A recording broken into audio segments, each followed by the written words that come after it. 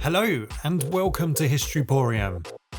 Our star today is Anne Askew, the first woman to demand a divorce in England and the only woman on record to have been both tortured at the Tower of London and burnt at the stake.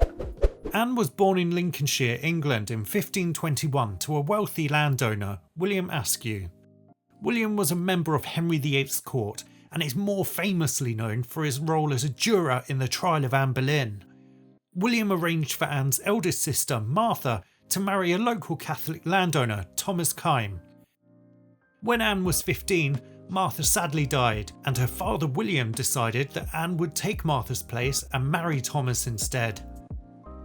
As a devout Protestant, Anne clashed with her Catholic husband immediately. Thomas was a cruel man who didn't tolerate Anne's religious perspective, and their marriage was vicious. She bore him 2 children, but in 1544 she was thrown out of the marital home for refusing to comply with his religious beliefs. Anne was destitute and alone, but she wasn't going to let him get away with it. So she left for London on a mission to request a divorce directly from the head of the Church of England, Henry VIII. Meanwhile in London, an ageing Henry VIII was presiding over an unsettled kingdom. Whilst Henry had ordered the Protestant Reformation, he was, in his heart, still a Catholic. His court was dominated by powerful Catholic conservatives who had reversed most of the earlier Protestant reforms. Only the dissolution of the monasteries and the separation from Rome remained in place. Catholics were in favour with the king, and vocal Protestants with opinions ran a dangerous gauntlet.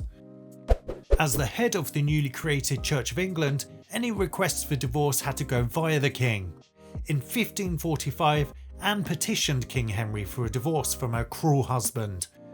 Feeling less than sympathetic, Henry refused outright and instead ordered that spies be deployed to follow her every movement. Whilst unsuccessful in her request, Anne did not give up. She returned to using her maiden name Askew and began meeting other Protestants in secret. Some of whom included the ladies-in-waiting to Henry's wife, Queen Catherine Parr.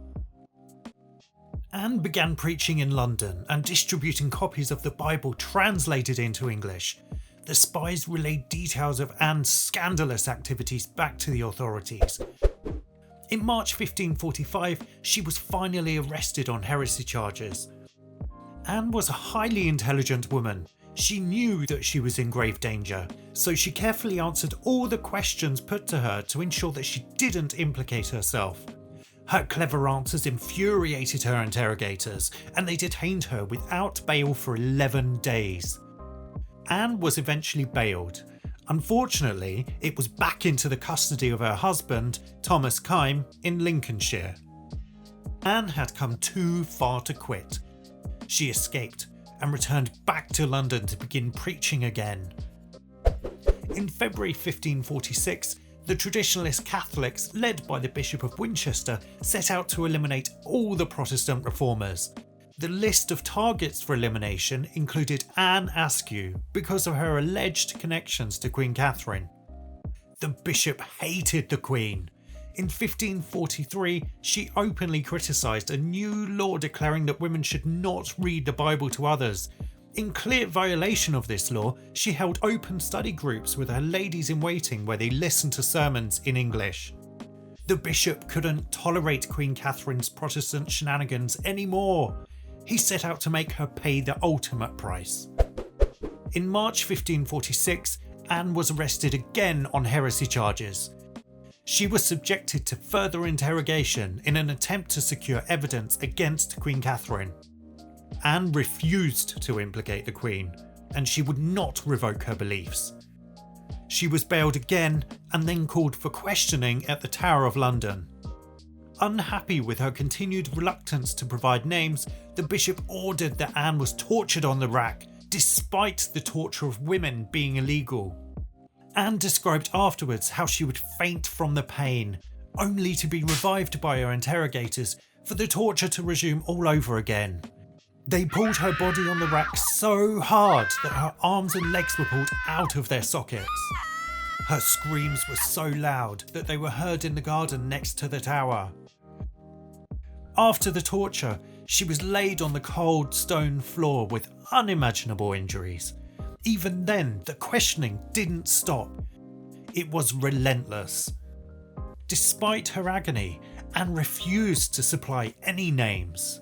Anne bravely proclaimed to her interrogators, "I would rather die than break my faith."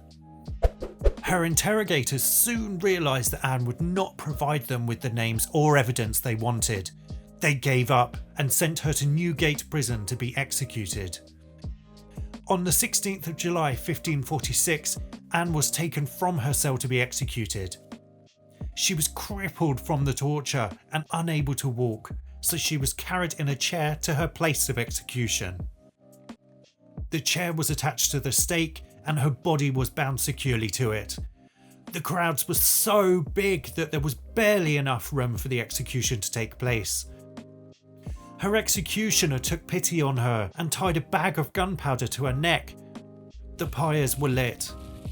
Witnesses of the execution stated she showed great courage.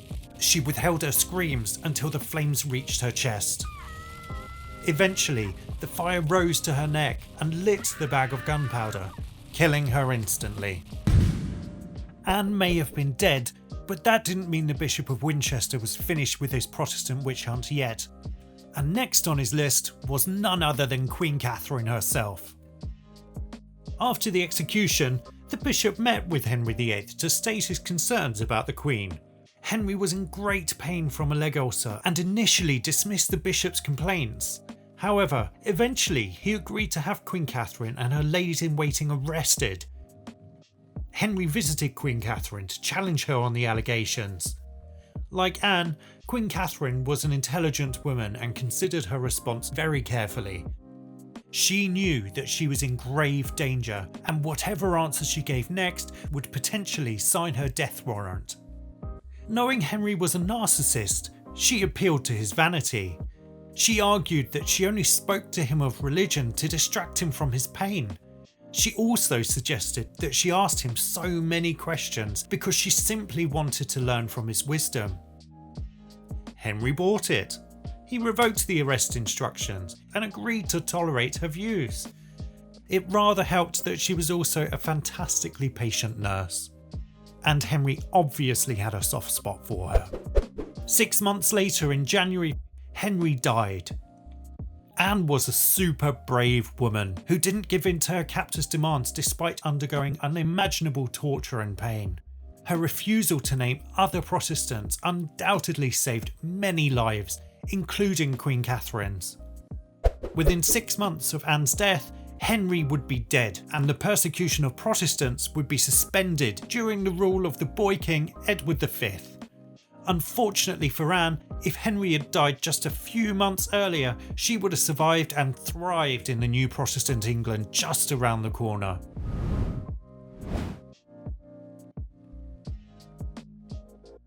So what do you think? Could you have shown the same courage in Anne's position?